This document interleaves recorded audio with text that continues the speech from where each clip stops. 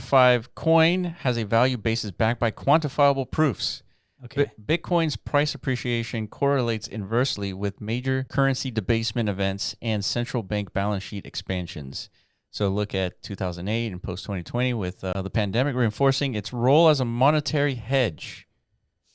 Yeah, that's just one of, right, the quantifiable, I guess, components to Bitcoin, right? You could have looked at Bitcoin in the earliest of days and agreed to the situation that it was kind of like directly counter to. The idea that the United States just escaped out of a financial conundrum through the act of quantitative easing and just inflating and debasing the underlying currency value, stuff like that, right? And so it's like you can kind of strap a quantifiable validation around the idea. Like if these trends continue into the future, that makes like the potential value of Bitcoin itself that much more dramatically higher, raises the ceiling, if you will. Yeah. Because it exacerbates the underlying like fundamental mismanagement, I guess, of like traditional finance. So had you made that conclusion and bought Bitcoin as a result of that, you're very much happy that, almost 20 years later, those problems have exacerbated, Yeah, it's only getting worse.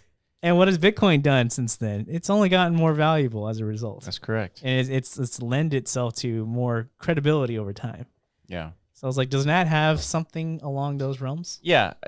If you know that fiat currency is going to defeat itself in terms of always printing new dollars, because that's how it's supposed to work, then if you build an asset that has extreme scarcity and provable scarcity, then you can assume that under this thesis that value would continuously go up as a result when you compare it to the dollar.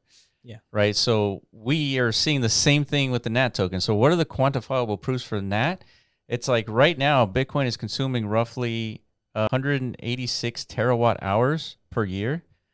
And we know that as Bitcoin continues to halve, that consumption is roughly costing the same every halving. And so the profitability of the whole network cuts in half. And so once the network cuts in half, then you need something.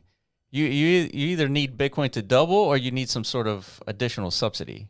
Right. And so the quantifiable proofs is we have deflationary technology.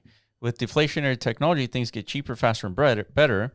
And if things get cheaper, faster, and better for Bitcoin, it's easier and faster to attack Bitcoin.